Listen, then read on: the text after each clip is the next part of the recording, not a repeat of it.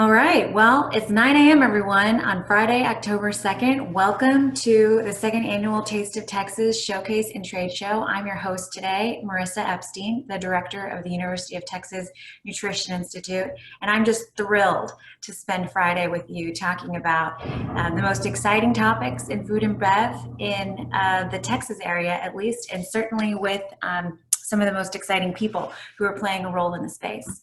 So, Taste of Texas, as you probably figured out, is a celebration of everything happening in the better for you food and beverage scene among friends, family members, colleagues, and our broader national network. Most excitingly, celebrating the community here in Austin and here in Texas with both emerging brands and industry leaders. We are delighted to present this to you from the University of Texas Nutrition Institute, which is a partnership across the McCombs School of Business, the College of Natural Sciences, and the Department of Nutritional Sciences. So hashtag Taste of Texas, hashtag What Starts Here. The university is so thrilled to be partnering with our industry friends and the emerging entrepreneurs and brands here close to campus. We're also really excited to do this in partnership with two major organizations here in Austin that are leading the way in Better For You CPG. That's SKU, Consumer Product Goods Accelerator, nationally known for its incredible accelerator program, and Naturally Austin, our community of startups and startup resourcing here in Austin that supports emerging brands. We're also excited to showcase the vendors. While we weren't able to be with you all in person this year, we do have a virtual trade show on our website, which is www.tasteoftexas2020.splashthat.com. So if you haven't checked them out yet, check out all the brands that are part of our virtual trade show this year, explore their products, and connect with them. So now it's my pleasure to kick us off with our first panel of the day. We are joined by some phenomenal leaders in the space who are going to talk about e-commerce during COVID-19, entrepreneur responses to changes in consumer behavior. So it's my pleasure to introduce your moderator, Carolyn Lowe, the founder and CEO of ROI Swift. Carolyn is an experienced business leader with phenomenal consumer brand growth through DTC, Amazon, and paid social with startups through Fortune 100 companies experience. She once won $10,000 on the radio and wished she'd saved it to invest in Google or Amazon 2 decades later. But after leaving her leadership role at Dell, running the TV display business for North America, Carolyn founded ROI Swift to follow her passion of helping emerging businesses grow. She's the mother of 2 children and has her pilot's license, though no time to actually fly anymore. Carolyn, thank you so much for moderating our panel. I'll hand it over to you to kick us off. Thank you so much, Marissa, and thanks for having me. I am honored to moderate this panel of superstars, and so thanks all for joining us this morning. I want to introduce our esteemed panel, and I'll start with Michael. And Michael is the founder of Atlas Coffee. It's an Austin-based subscription service that highlights single origin beans while illustrating the rich story of where coffee came from, creating a full body experience all from the comfort of your home. Michael founded Atlas after a coffee shop visit during a vacation to California, where he learned from the local barista that each coffee bag had a rich, unique story to tell. As an entrepreneur and musician, Michael quit his full-time job in the corporate world to assemble a band of fellow storytellers, travelers, and coffee lovers as enthusiastic as he is to share stories and coffees from around the world. And I did recently have coffee with Michael, and not only is he an amazing coffee founder, but he is also an amazing data scientist. So one of the things that is so amazing about Michael is that he is not only passionate and entrepreneurial, but he also has an amazing background in data science, which is not in his bio, but I really wanted to share that with you all. Johnny, I have had the pleasure of working with Johnny and meeting Johnny through SKU. Johnny is passionate about building teams, brands, and businesses. He's based in Austin, Texas. He's the CEO of FitJoy Foods, which I've also had the pleasure of working with, and I love all of their new gluten-free products. So if you haven't tried them, go out and try those. Prior to that, he was CEO and successfully scaled Austin East Ciders, one of our favorite hard cider companies, And also he's active within the local CPG, loves mentoring small food and beverage companies, including within the SKU framework. Outside his professional life, he dotes on his better half and is a dedicated father to a bright, brave, and beautiful 7-year-old girl. His hobbies include running the trails of Central Texas and cooking. So please join me in welcoming Johnny. And last, but certainly not least, is Jack Meredith. He was employee number 1 at Kettle and Fire and one of the fastest growing CPG brands in the health and wellness space. Kettle and Fire was founded in 2015 to bring the many benefits of bone broth, collagen, gelatin, and other amino acids back into the American diet while using traditionally wasted parts of animals. And I can tell you from talking with Nick and working with Nick, one of the founders, that Jack and Nick and the rest of the team have built an amazing Better For You brand. And that also has a great founder story as well, but we can get into that a little bit more. So I'm going to kick it off with what's on everyone's mind. First off, I'll start with you, Michael. Based on your business model, where was your online business headed pre-COVID, and how much time did you devote to e-commerce? Yeah, so we're let me make sure I'm not on mute. We're 100% e-commerce. Have been since we started about 5 years ago. We've been on about we've pretty much tripled, on a pace to triple for the last 3 to 4 years, and this year was going to be close to that or a little bit slower than that. So we were kind of like 2.5x over what we did the last year, and then then COVID kind of changed all that. So I don't know if that's the next question. So I don't know if I should jump into that or not, but. Yeah, feel free to just, you can jump right in. I would love to just hear from the pre and post COVID from each of you, if that's okay. Yeah, totally. So yeah, we were, I went and I actually pulled up Google Analytics right before this call just to make sure I was accurate of this, but we were 2.5 over last year, and then it just started like right around March 15th. You just see this steady, just like a rocket, all the way until around Mother's Day. And so it got to where we're doing about 9 times what we would have been 9x over last year. And we really kind of took the hands off of active growth because we were a bootstrap startup. We have our own kind of warehouse here. We're constantly having to kind of like leave the shell and get to a bigger shell, and we were already kind of busting at the seams prior to COVID, and then that just really shot us off like a rocket. So we didn't we were focusing on keeping up with demand as opposed to kind of really scaling up during that time, but we still saw incredible growth. That's terrific. And Jack, I'll move on to you. Tell us a little bit about pre and post COVID for Kettle and Fire. Yeah, so like Atlas Coffee, Kettle and Fire, we also have a pretty mature e-commerce side of the business, but we're also in retail. So we're in most of the natural and conventional chains across the country. So before COVID, our business was fairly split. I'd say about like 65% of the business was in retail, and then the rest was split between direct consumer and Amazon. And on the e-commerce side, we were steadily growing, but I think at the point in our company, given our retail distribution, you're starting to see that inflection point where retail was just really scaling much quicker, which isn't too surprising given the nature of our business.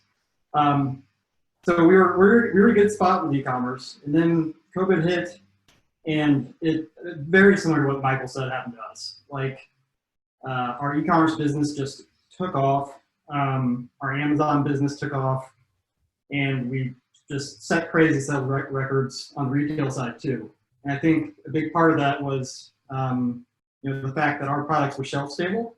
So during the pandemic, when everyone was losing their minds, it was easy to look at us as like, okay, well, I'm going to choose this company because I know their product's like healthy, better for you, but it's also not going to go bad for like 2 years. Because at the time in March, people literally thought like, shoot, are we running out of food? There's no toilet paper. So I think we definitely were able to build off of that and it's strange too to like build off of, to say like, oh yeah, you're building off this pandemic, but that's what happened. And the growth was crazy, but it was also very tough on the operations side of the business just to keep up with all that type of demand. So that caused a slew of issues that we had to work through. Yeah, it sounds like both of you that the demand took off. So what did that mean on the supply side, and how did that affect your business? For us, it was bad because when you make bone broth or bone broth based products, there's a very long lead time to get ingredients and to produce it. So it was impossible for us to forecast properly for this. Like every time our head of finance would create a forecast for the next week, it'd just blow up immediately. Like it was useless. So we had to like create a running meeting every week to where we had like operations, finance, marketing. We all kind of sat in there and tried to figure out how we were going to do this. We basically came out of that to build a demand planner for the next like 12 weeks. And we had to, look at COVID, how it was going to affect the business, and try to determine how much we would sell. But also we wanted to make sure that we weren't putting ourselves in a bad cash position in case this all kind of blew over or whatever. Because at the time in March, like no one really knew what was going to happen over the next couple of months. So it was a lot of trying to predict the unpredictable and then quickly making decisions based on the information that we would get in real time. Wow, I love that phrase, predict the unpredictable. Michael, as a data scientist, that must be quite a challenge. Predict the unpredictable, Yeah, and you also kind of have to layer it with, like you said, like all the other constraints, right? Like business is just a balancing of constraints in a lot of ways. And so for us, and to some degree you can think, okay, well, I'll buy X amount of inventory, and even if we buy a little bit too much, we'll kind of eat into that, and we'll trade growth for profit in the short term. There's those trade-offs. But for us, we actually rotate countries every 28 days. Our whole thing is every month you get to try a different country. And so, we have to contract coffee out, 5-6 months.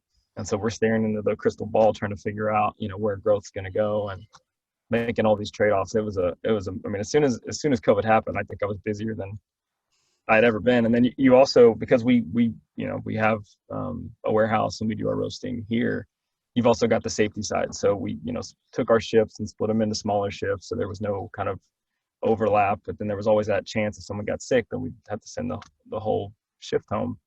And so you're just planning for all sorts of redundancy.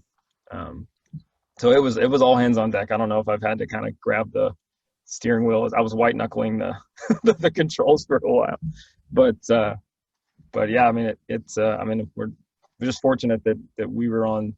I tell this to my founders all the time, and any other startup founder that I know. It's like, I can't imagine pouring everything you have into your business and then having something like this happen and it just tank it. So by and large, like just mainly the feeling is, feeling pretty fortunate that we didn't lose most of what we had, built. That would have been tough. Yeah. Johnny, thank you, Michael. Johnny, tell us about FitJoy. You've got a little bit of a different channel mix. Yeah, thanks, Carolyn. So I think for us, it's been more of a mixed blessing. Certainly we saw a spike in March when everyone was buying toilet paper, pretzels, and everything in between. But about 20% of our revenue coming in was food service, which stays dead in the water. So that was just a write-off essentially, which was a thing we had to navigate.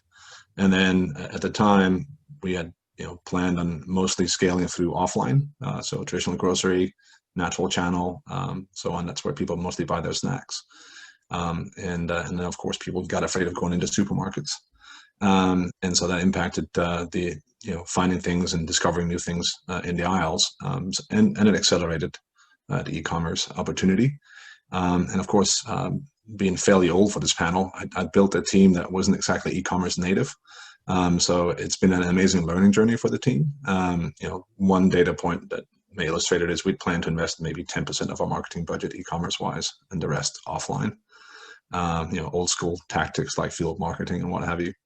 Not much point doing field marketing when there's no one on the streets. So it really challenged us. I think the team has done a great job responding, and we've seen really good growth coming out, through the spring sets and into the fall. And our e-commerce learning is also paying dividends. I think for me, one of the simple, stupid insights is that the world in e-commerce is actually surprisingly similar to the world in offline. You want to have a conversation with your consumers and your target audience as close to the point of conversion as possible. You want to carefully think about the partners you partner with and at what point you partner with them in your journey, because the value chain is not the same for all partners. The reach is not the same. So I think for a little while, maybe like Michael was talking about, for a little while I felt like white knuckling and I had no idea how to navigate this thing. And I don't think anyone in the team really did. And then you started sort of identifying similarities and logic and began to build a little traction and a head of steam. And then it's mostly, I hate to say it, but it's been kind of fun. I think it's a once in a lifetime kind of challenge. And if you have just an ounce of curiosity, it's very stimulating and terrifying at the same time. But yeah, that is terrific. So let's talk a little bit more about some of the learnings that have come out of this for you all. Any of you on the panel, feel free. I'd love to hear some more learnings that have come out of what you've learned over the last 7 or 8 months here.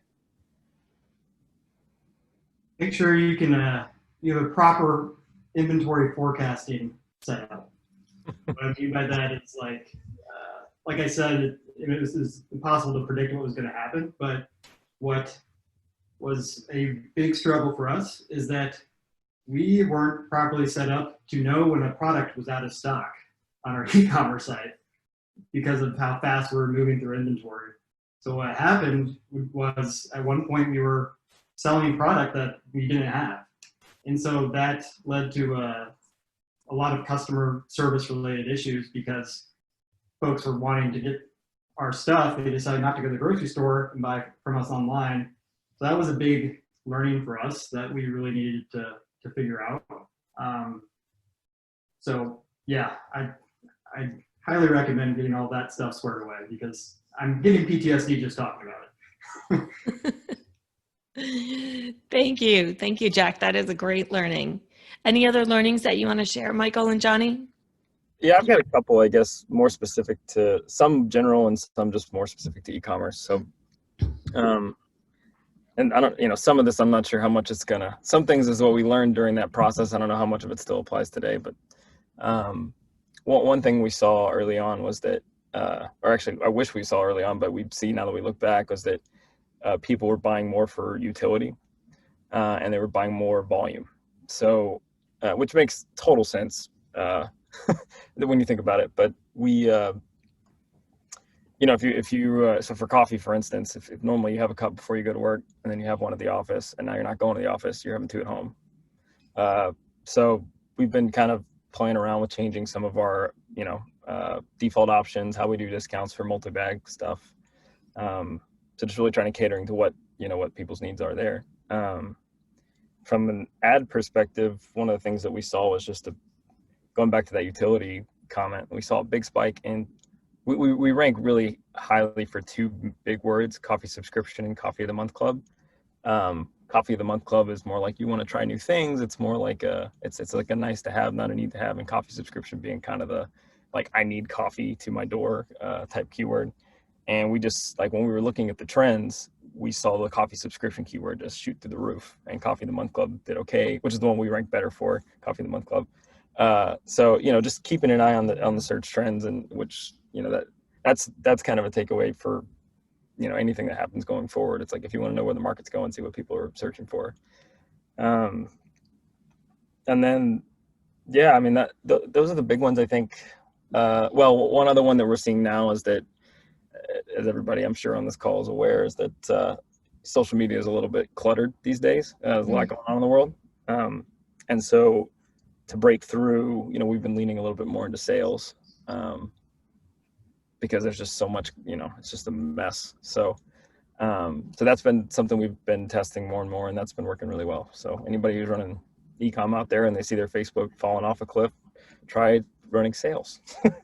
That's great. That's great. It's funny you talked about the search term trends, and I think that is a really great thing to bring up for business owners is, you know, I looked at this for Amazon in January. The top 10 search terms were like iPhone 11 case, AirPods, iPhone 11 charger, you know, so it was all electronics.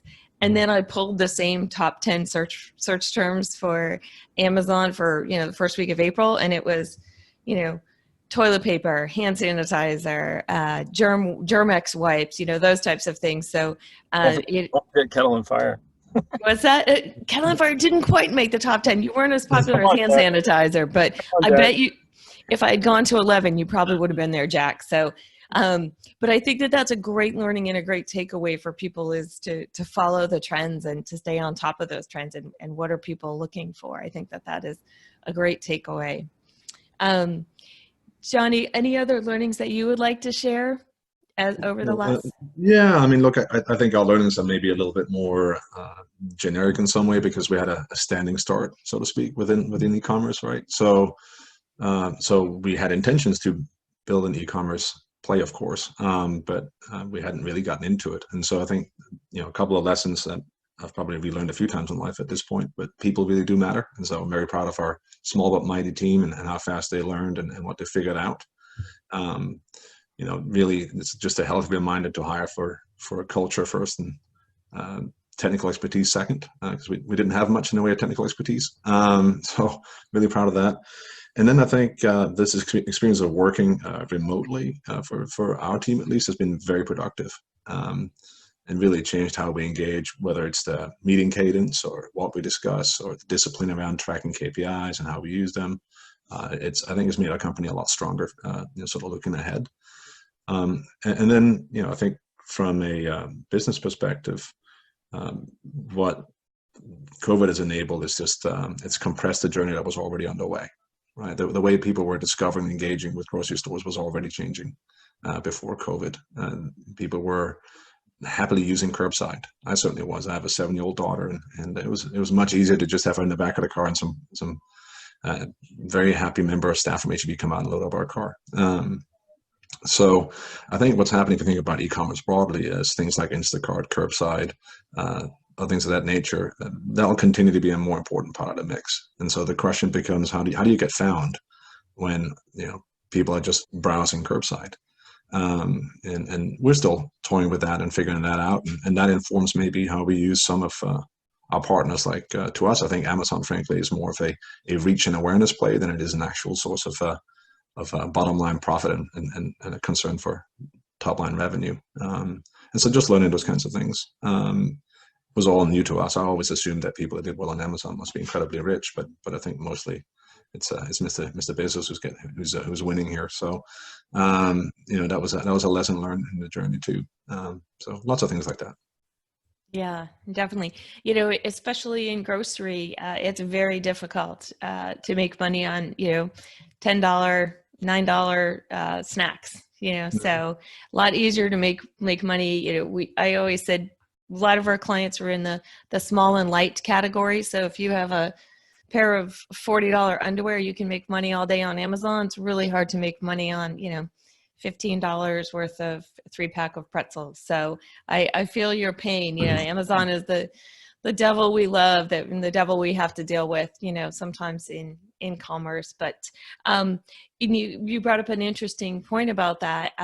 What I think is interesting too, and I don't know if any of you have looked at this, is my 80-year-old grandmother is now doing Instacart. So I think you're right, Johnny, right? We've sped up this timeline by at least 5 years, you know, of generations getting closer with that. We're now an Instacart agency, right? So we're an Amazon agency, we're a Facebook partner, we're a Google partner, and now we're an Instacart, you know, agency. We're like, oh, wow, you know, so helping people get found on Instacart. I think you shared an interesting story about Wrigley chewing gum when you were with Wrigley. Would you share that with the attendees? Yeah, sure. Thanks, Carolyn. So I used to work for the Mars, which owns Wrigley, and back in 2006 or 7, maybe 8, we've become concerned about changing consumer behaviors, right? Raise your hand if you've ever put chewing gum on your shopping list. I can't see anyone, but I'm doubting too many people have. It's one of the ultimate impulse choices, right? And the way we used to build our business is you would walk into the grocery store, and if we were really lucky, you get stuck behind the 80-year-old grandmother who insisted on writing a check, and you would have about an hour in line waiting to pay for your groceries, at which time you could happily browse the bad magazines and the chewing gum right in front of your face. And that's how we built a business. And we started seeing, particularly in places like Northern Europe, I think back in 2008, one of the Swedish grocery chains shared data with us that 50% of their stores no longer had checkouts. People were self-scanning out with mobile phones even back in 2008. And if you build a whole business about people being stuck behind grandmothers at the checkout, and all of a sudden there is no checkout, that's terrifying, right? Tesco at the time in the UK had decided they could make more money selling their own banking and financial services at the checkout than they could make selling chewing gum. So there was just a whole shift in how people were experiencing the grocery store journey. And so we started experimenting with different ways to engage and be discovered and remind people that we exist. And so our sort of rallying cry became, to be available wherever money changes hands, because we are still an impulse food. And it was scary, interesting, learning rich. And thinking about my colleagues back at Wrigley to this day, I still don't think we've quite cracked the code. It's a tough nugget, but I think we're now, the rest of us, kind of experiencing the same thing, whether you're an impulse good or not, right? It used to be about the pleasant young people in the store handing out samples, and that's how you found your new thing. If no one has gone into the store to find a new thing, then that's kind of a pointless activity, or at least a costly one. So how do you do it now? And so how do you disrupt people maybe in their daily lives, but in a productive way? How do you get found elsewhere? How important do hotels become when they reopen for business as a place to discover things? Airbnb, all that kind of stuff. So I think it's a really interesting time, and it leaves plenty of opportunity for people that are, let's say, of more modest budgets than some of the big players, to make a difference if we can find it first and be most curious and listen more intently to what's happening.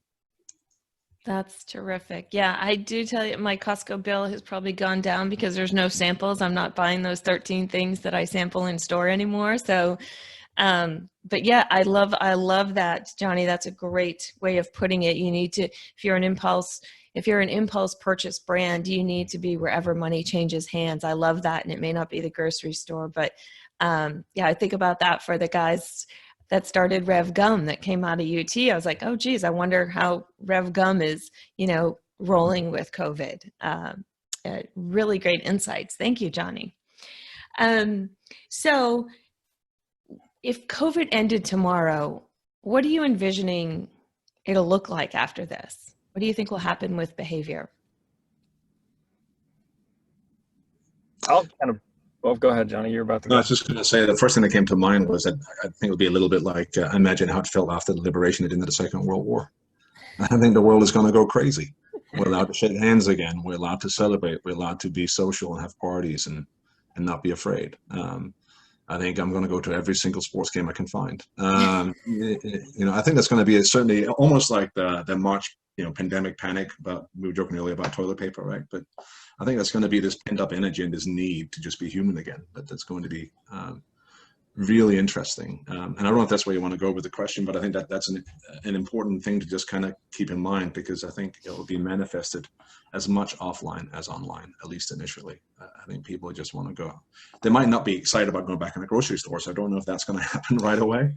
But they will be excited about being out, engaging with others, and being social, and taking advantage of all that Texas and other places have to offer.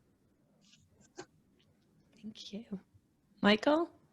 Yeah, and on that, like taking it that route, I totally agree. I think there's going to be, although I do think that it's not going to magically, sentiment about it's not going to just change. I think now that we're aware that there's going to be a whole rise of people who are just like always cautious, it's going to be on a spectrum. But going back to something Johnny said in the last question about just how this like slow changing tide of people becoming more and more familiar with buying things online kind of took like a tidal wave.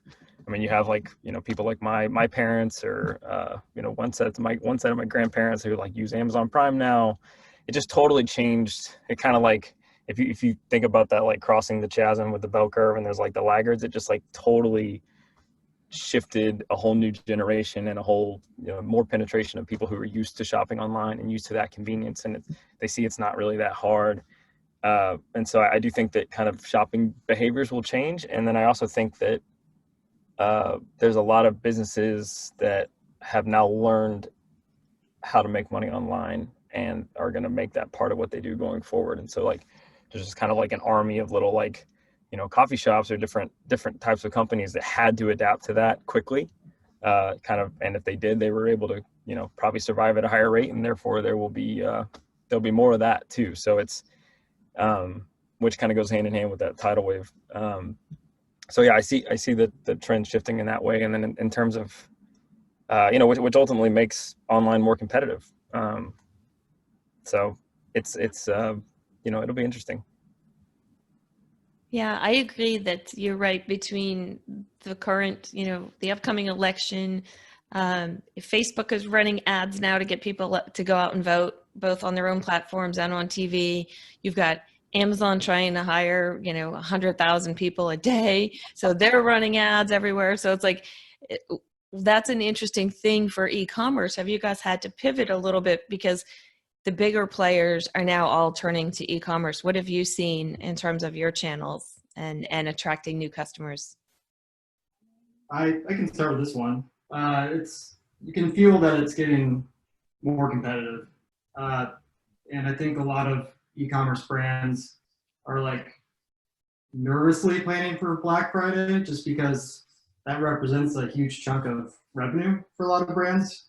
But this year, you're seeing all these large companies or conglomerates start their own e-commerce business, or due to COVID, they're changing how their media mix looks, to where maybe instead of doing a lot of like offline or outdoor advertising, they're pushing all their dollars into like Facebook. And I believe like for Black Friday in particular, or Target and some other stores they're limiting the amount of people in the store, so it's not going to be like this crazy rush, maybe as much as it was in past years. So is that going to transfer over to online, and is that a good thing for e-commerce brands? Probably, but I also think that you're going to be having to compete against all these other companies that are trying to advertise and get attention. So I think that's going to be interesting, because it's really hard to say how it's going to play out, but it just feels like it's going to be different compared to previous years. Right. So what are you doing differently? Are you planning anything differently? Yeah. So for Kettle and Fire, we're trying to get ahead of it and start early.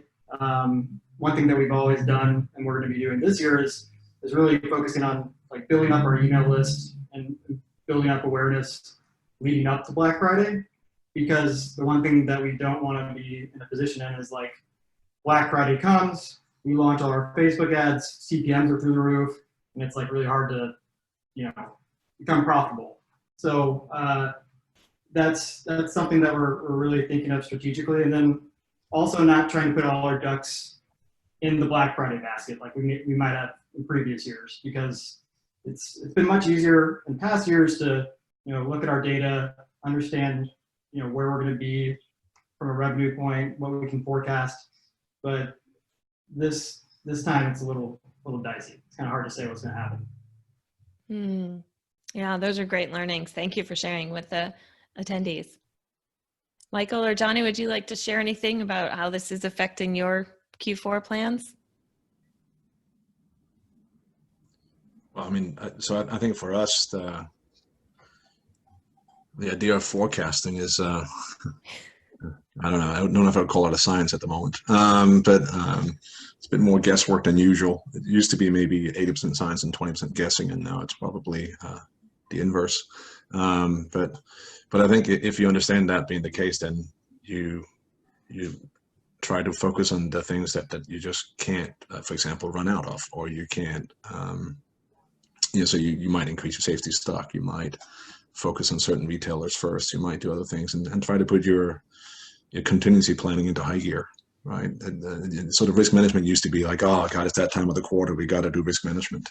And I think it's that's a little bit more of an engaged and and proactive activity at this point. On Monday, S&OP meetings are more centered around what if conversations and preparedness than about trying to identify the so-called number, right? Because that's kind of a meaningless exercise in this context. And then I think they are weekly conversations, which is great. So as we see things develop, with certain partners, like shout out to our friends at Thrive Market. They've been great partners already. We've worked with them for 4 weeks. They're far ahead of where we expected, and I think they expected we would be with them.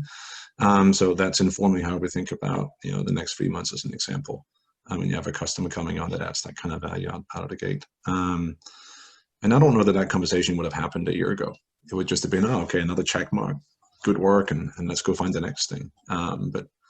But we're more sensitive to the fact that we don't really have a meaningful way of predicting the outcome at this point. So it's more about preparedness and having your ear to the ground. That's great. What about you, Michael?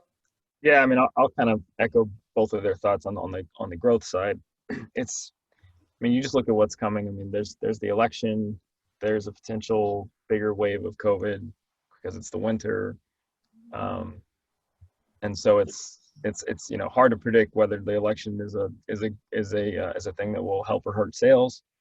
There's still the economy that the jobs numbers just came out. It was a really low number that got added, and so there's the whole kind of fear of like what the economy is like, the Looney Tunes cartoon where they run over the cliff and it's just like as soon as it looks down, it's like so yeah, there's a lot of uncertainty. I think given that it's uncertain and given that it's going to be hard to break through the clutter on the growth side, I agree with Jack, and we're looking at some of the same things, which is kind of launching sales early, building up your email list now, because it's its own list, right? You're not at the mercy of Facebook's everyone advertising on Facebook, which it's a marketplace. So that means, as we all know, but maybe not everybody knows it, the more people who advertise on it, the more expensive it is. Facebook loves that. So yeah, on the growth side, it's kind of doing more to own your list and kind of be able to break through the clutter, and then doing it sooner. And then, that goes hand in hand with kind of the ops side, which is planning for inventory, planning for all the different suppliers that we work with have lead times that are changing, and it's the chaos for them too. So they're not always telling us the lead times as they change, and we've had to have some like really hard conversations with our suppliers. It's like, you can't double the lead times and not talk to us. But you just kind of like get behind a whiteboard and plot the high and plot the low and figure out how you can handle the high, while mitigating the kind of cost if it is the low. And so it's an exercise in tightened operations, but it's kind of where we are. So Yeah.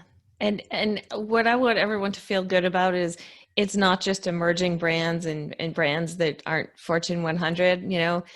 We hired a bunch of people, and I can't get a Mac for 3 weeks. So even Apple is feeling the pain of supply chain issues and they've complexity. And I'm just happy I'm not at Dell today, because I can't imagine trying to manage that supply chain in this sort of environment. So I have to commend all of you for what you've been able to do as I say smaller. You guys are big brands, but I mean smaller compared to you don't have as much weight to throw around. I remember Nick telling me the story that he couldn't get anyone to make Kettle and Fire when you guys were starting out, and he read Mark Cuban's book, and he wrote to Mark Cuban, and he hooked him up with someone who could make the product. And I think that is a great story. I think that you guys have all shared stories of how you have to be ready to pivot and how you have to be ready to just take whatever comes at you and roll with it. And I think that you guys are great folks to talk about this, because you all have different types of challenges, whether they're retail, whether they're supply, whether they're customer acquisition. I think a lot of folks will take stuff away from that. So I'd love to know a little bit more about ultimately, do you think this will have helped or hurt your business overall? Well, I think for us, it will certainly in the medium term, it'll be quite a strong benefit. from a number of perspectives. Back to the point I made earlier, I think the way we work and how it stimulated our curiosity and desire to strive and get stronger every day. We can't afford to lose that. I think that's been fueled by this crisis that we're all living through together. And so I think that will certainly serve us well going forward. And then, I think the consumer buying behavior will continue to have changed.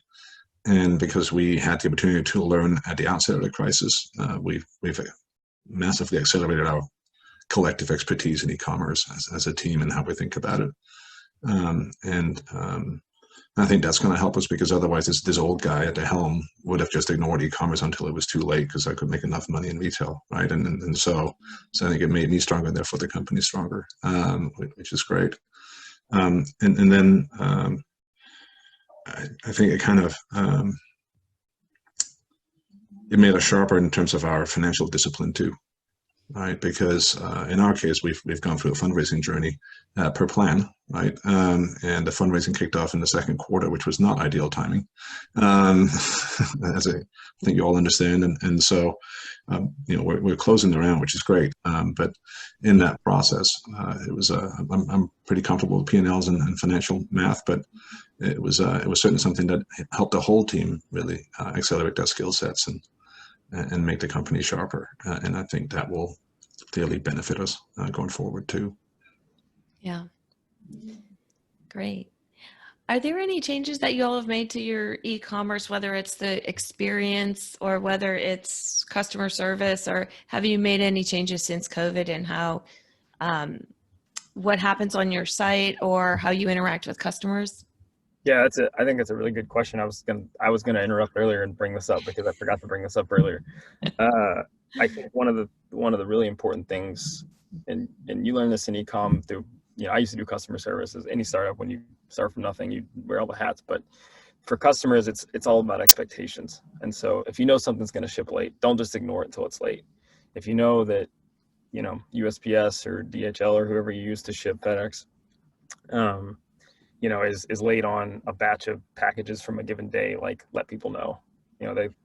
They love that versus them finding out it's late and reaching out. And so I think that's, just expectations management. So that's one thing that we've worked on and built tools around, and just really trying to keep an eye on shipping times, because that with the business is predicated on not running out of coffee. I mean, there are very few things you could run out on and not be as upset as coffee. I mean, you're pretty upset if you run out of coffee, so we're acutely aware. But I think that's just a good general lesson. Yeah, I would tell you, when we were in an office, all my millennials would get really mad when there was no cold brew. And so I understand you can do a lot of things, but running out of cold brew was at the top of the, do not do list. Well, good thing you didn't run out of avocado toast, man. Then you would have had a revolution. It was actually that I was always getting, and Jack and I used to share, we used to be at a co-working space early on, like in our same, at the same time. And I remember Amazon, I would be like, okay, I need to have the Coke from Mexico in the bottles, Topo Chico and cold brew, and some snacks. And a lot of times it was the FitJoy mini nutrition bars we would get ordered. But yeah, there are certain things, and coffee is one of those things you can't run out of. Awesome millennial survival kit right there. I apologize to any millennials. Do not take offense. I love avocado toast, so I'm not.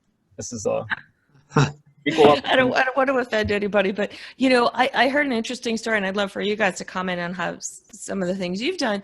One of the brands that we worked with early on, that was a Western brand, 0 to 8 figures. And one of the things that the founders said to me a year later was, wow, I wish that we had really taken on customer service, and all those early customers could have been advocates. And so they started writing handwritten thank you notes to everybody that ordered a pair of boots. How have you sort of made the e-commerce customer journey more personal?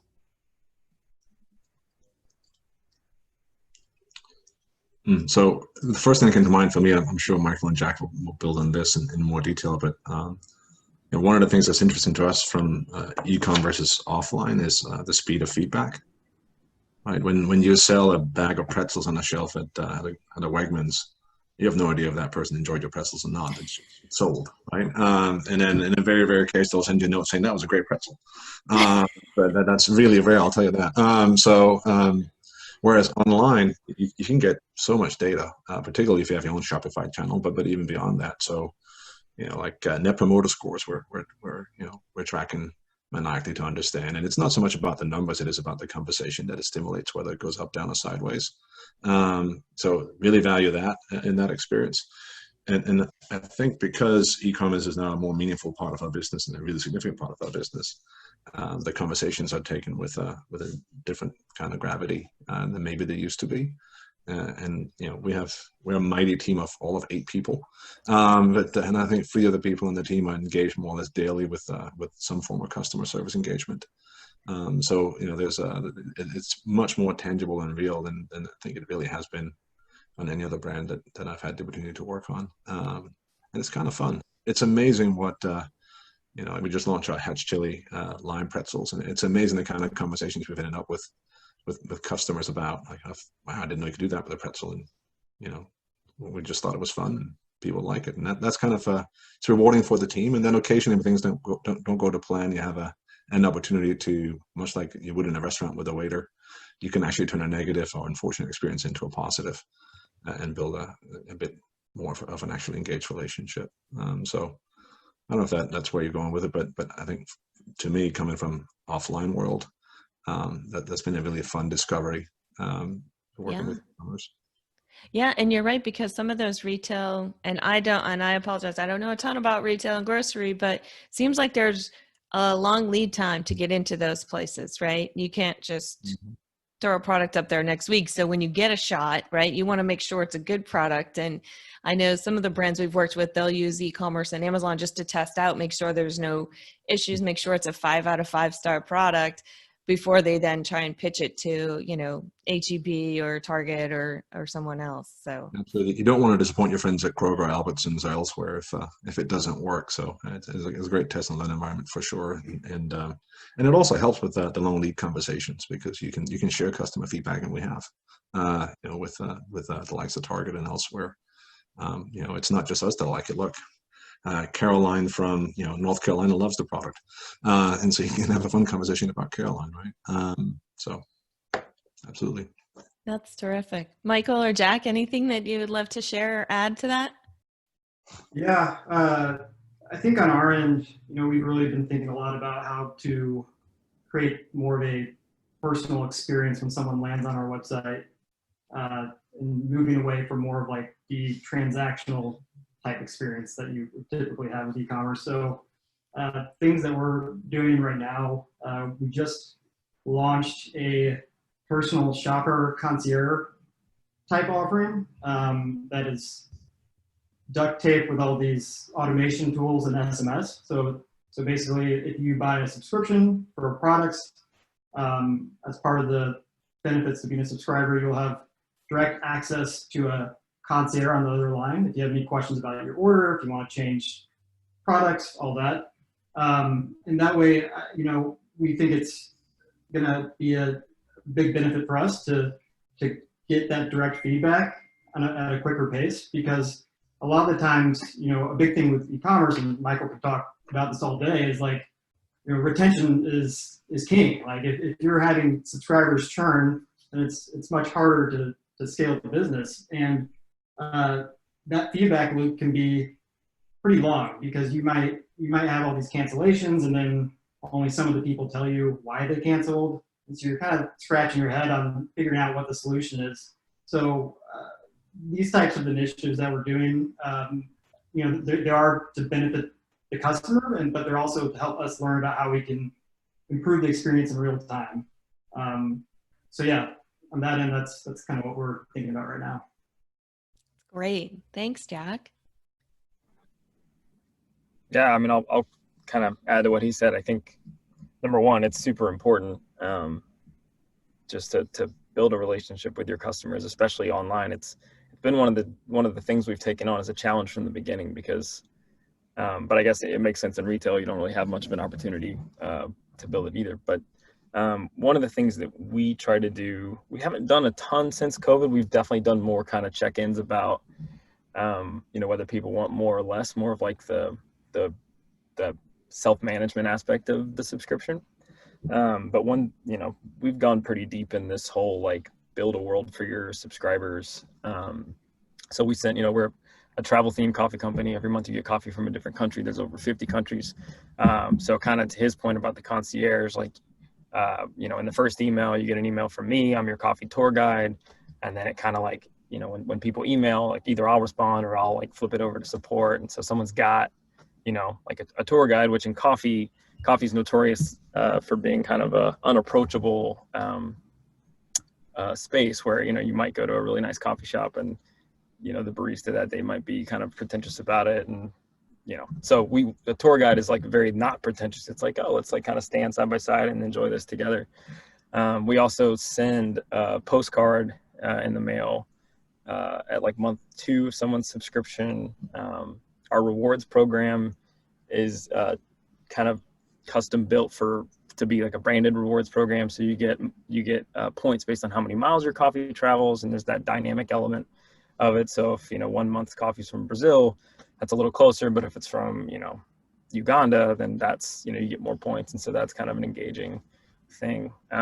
So we're always looking for ways to do this. I think the next wave of that for us is really collecting more information about what people want to learn, and then tailoring an experience based on that in their portal and with their email. So they may want to learn more about really rare coffees and the stories of that. So, or they might want to learn like, hey, I use a drip machine, I'd love to use a French press. And so it's really just as much as you can kind of, learn and engage with your customers. And then for customer service, I mean, we've always found it to be a good policy just to, anytime someone has a problem with an order, we'll just, we'll send a replacement.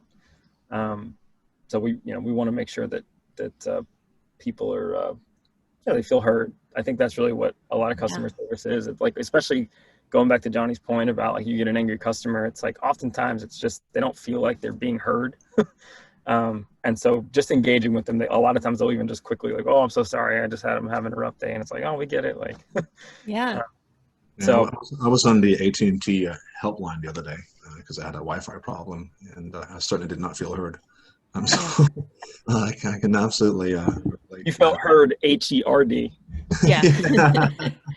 All right. Well, first off, guys, we've got questions, and I'm the worst moderator ever because we had some questions. So we're going to do rapid fire questions so we can get all our attendees.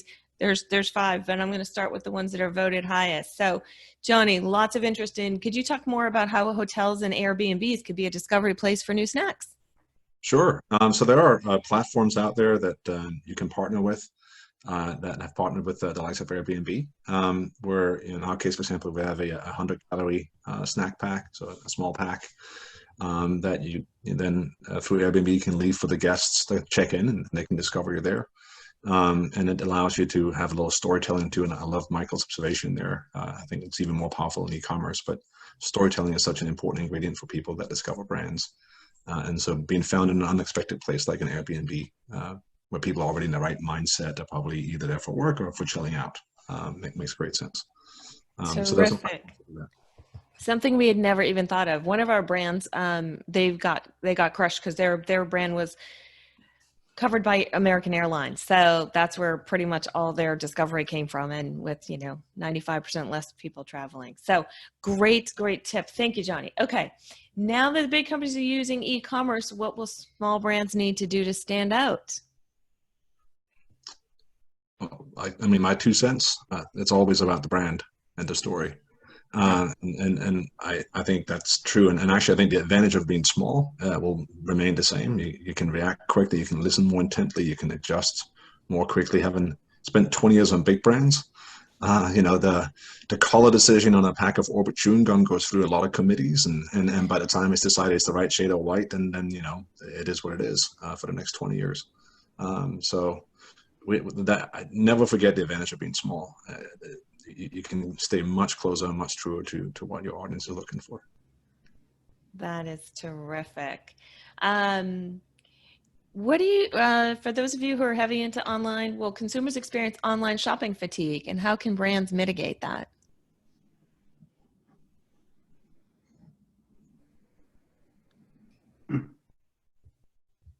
Interesting question. Yeah. I think Michael, you talked about it a little bit. I think that was a great takeaway, was that you're not just selling a coffee subscription, you're taking them on a world journey and you're creating that connection with the customer. So it's not just like they're doing transactional. I think you both talked about moving away from just pure transactional and creating that experience with the customer. Yeah, I think, this kind of echoes a point that definitely Johnny's touched on, and I've heard Jack say a little bit, which is that you have to have a brand, you have to have a story.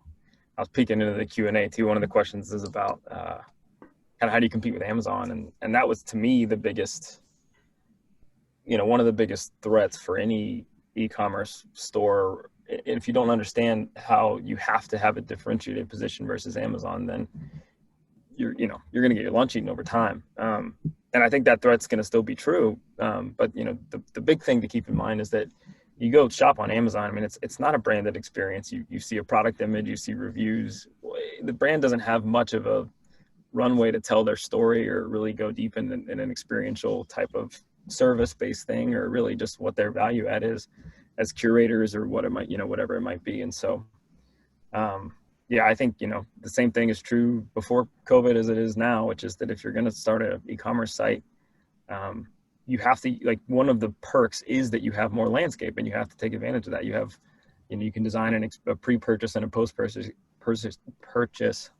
too much coffee experience. And you have to kind of double down on the things that make you different. And with that comes, you can, there's more, you can do a premium product, you can charge more. People are, they're not price shopping as much if what you're selling is truly curated to them and unique to them and an experience for them. So, I mean, that's just like that will only become more true over time.